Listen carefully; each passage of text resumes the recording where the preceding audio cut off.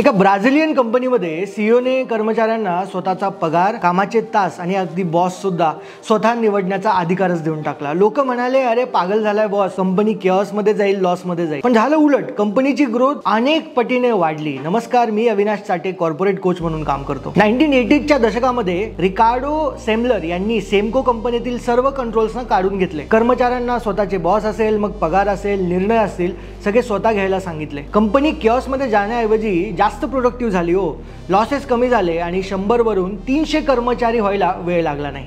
ही company जगप्रसिद्ध झाली त्यांच्या या निर्णयानंतर। तुमच्या कंपनीतही स्ट्रिक्ट कंट्रोल्स आहेत का? ब्युरोक्रेसी जास्त वाटते का तुम्हाला? त्या सेमकोच्या एक्झाम्पलवरून आपण शिकू शकतो।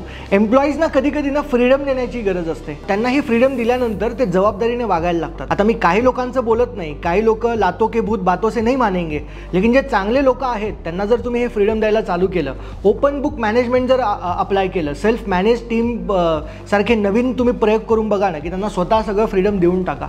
एम्प्लॉईजना ओनरशिप दिली ना, तर ते जास्त मोटिवेटेड आणि प्रोडक्टिव्ह राहतात। तुम्ही जर कन्फ्यूज असाल, तुम्हालाही फ्रीडम द्यायचं आहे, पण कन्फ्यूज आहेत की फ्रीडमचा गैरवापर होणार नाही, तर त्या कन्सल्टिंगसाठी आणि प्रॉपर ट्रेनिंगसाठी मला ईमेल करा। आपण तुमच्या बिझनेसचं प्रॉपर कन्सल्टिंग करूया।